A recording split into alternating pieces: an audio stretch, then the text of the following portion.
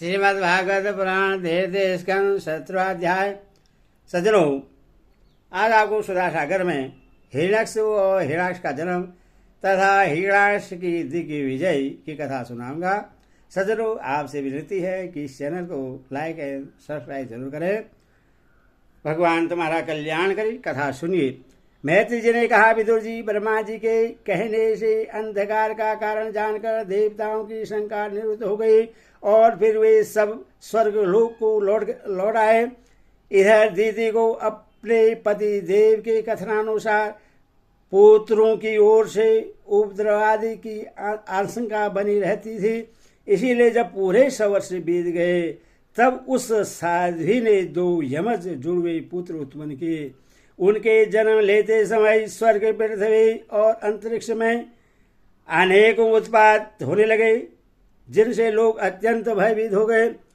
जहां तहां पृथ्वी और पर्वत कांपने लगे, सब दिशाओं में दाह होने लगा, जगह जगह उल्कापात होने लगा, बिजलियां गिरने लगी और आकाश में अनिष्ट सूचक धूमकेतु पुच्छल तारे दिखाई देने लगे। बार बार साई साई करती और बड़े बड़े विषयों को उखाड़ती हुई बड़ी बिकट और ऐसा वायु चलने लगी।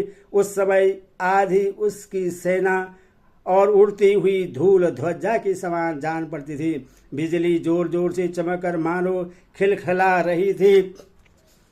घटाओं ने ऐसा संघन रूप धारण किया कि सूर्य, चंद्र आदि ग्रहों के लुप्त हो जाने से आकाश में गहरा अंधेरा छा गया। उस समय कहीं कुछ भी दिखाई न देता था। समुद्र दुखी मनुष्यों की भांति कोलाहल करने लगा।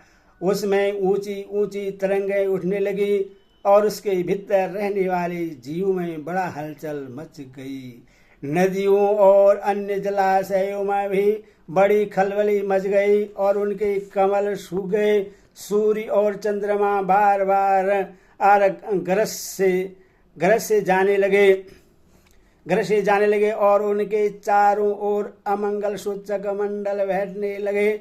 बिना बादलों के ही गरजने का शब्द होने लगा तथा गुफाओं में से रथ की घरघराहट का सा शब्द निकलने लगा। गांव में गीदड़ और उल्लू के भयानक शब्द के साथ सियारियां मुख से देखती हुई आग उगलकर बड़ा अमंगल शब्द करने लगी।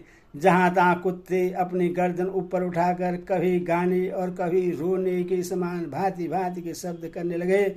विदुर जी झुंड के झुंड गधे अपने कठोर खुरों से पृथ्वी खोदते और रेखने का शब्द करते मद वाले होकर इधर उधर दौड़ने लगे। पक्षी गधों के शब्द से डरकर रोने चिल्लाने अपने घोंसलों से उड़ने लगे।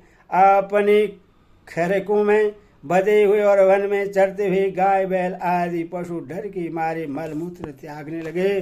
गौएं ऐसी डर गई कि दोहने पर उनकी थनों से खून निकलने लगा। बादल पीप की वर्षा करने लगे। देव मूर्तियों की आंखों से आंसू बहने लगे और आंधी के बिना ही वृक्ष उखड़ उखड़ कर गिरने लगे।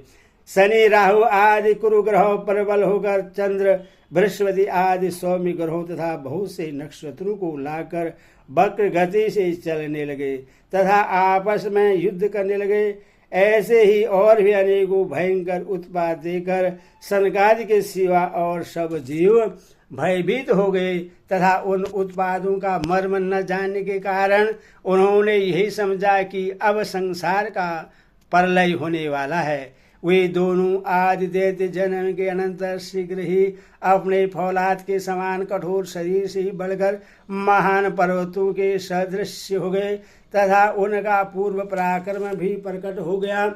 वे इतने ऊंचे थे कि उनके स्वर्णमय मुकुटों का अग्रभाग स्वर्ग को स्पर्श करता था और उनके विशाल शरीर से सारी दिशाएं आसादित हो जाती थी। उनकी भुजाओं में सोने के बाजूबंद चमचमा रहे थे। पृथ्वी पर जो वे एक एक कदम रखते थे उससे भूकंप होने लगता था और जब वे खड़े होते थे तब उनकी जगमगाती हुई चमकीली करधनी से शोभित कमर अपने प्रकाश से सूर्य को भी मात करती थी। वे दोनों यमज थे। प्रजापति कश्यप जी ने उनका नामकरण किया उनमें से जो उनके वीर से दीदी के गर्भ में पहले स्थापित हुआ था उसका नाम हिरण्यकशिपु रखा, और जो दीदी के उदर से पहले निकला वह हिरण्याक्ष के नाम से विख्यात हुआ। हिरण्याकशिपु ब्रह्मा जी के वर से मृत्यु भय से मुक्त हो जाने के कारण बड़ा उद्यत हो गया था। उसने अपनी भुजाओं के बल से लोक बालों के सहित तीनों लोगों को अपने बस में कर दिया। वह अपने छोटे भाई हिरण्याक्ष को बहुत चाहता था और वह भी सदा अपने बड़े भाई का प्रिय कार्य करता रहता था। एक दिन वह हिरण्याक्ष हाथ में गदा लिए युद्ध का अवसर ढूंढता हुआ स्वर्गलोक में जा पहुंचा। उसका वेग बड़ा ऐसा था, उसके पैरों में सोने के नुपुर की झनकार हो रही थी, गले में विजय सूचक माला धारण की हुई थी और कंधे पर विशाल गदा रखी हुई थी। उसके मनोबल, शारीरिक बल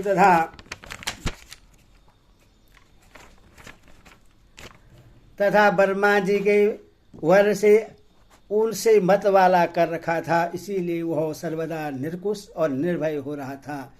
उससे देखकर देवता लोग डर के मारे वैसे ही जहां तहां छिप गए, जैसे गरुड़ के डर से सांप छिप जाते हैं। जब दैत्यराज हिरण्याक्ष ने देखा कि मेरे तेज के सामने बड़े बड़े गर्वीले इंद्र आदि देवता भी छिप गए हैं, तब उन्हें अपने सामने न देखकर वह बार बार भयंकर गर्जना करने लगा।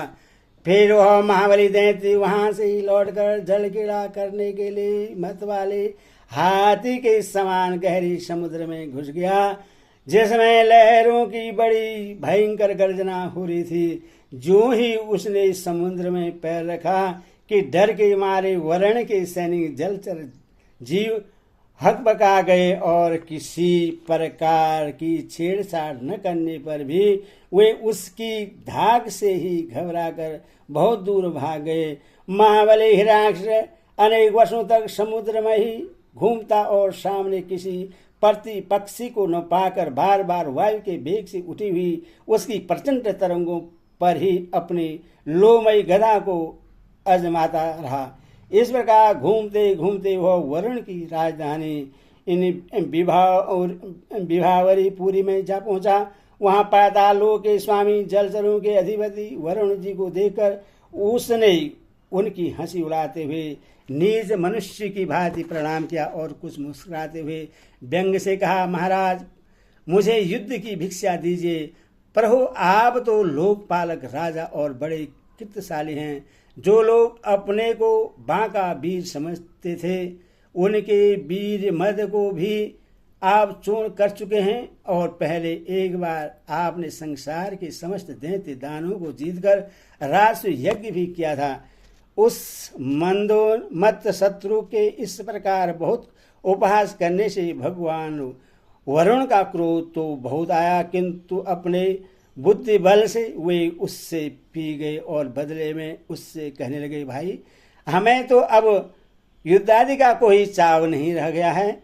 भगवान प्राण पुरुष के सिवा हमें और कोई ऐसा दिखता भी नहीं जो तुम जैसे रणकुशल वीर को युद्ध में संतुष्ट कर सके। दैत्यराज तुम उन्हीं के पास जाओ, वही तुम्हारी कामना पूरी करेंगे। तुम जैसे वीर उन्हीं की गुणगान किया करते हैं, वे बड़े वीर हैं। उनके पास पहुंचते ही तुम्हारी सारी शेखी पूरी हो जाएगी और तुम कुत्तों से घिरकर वीर शैया पर शयन करोगे।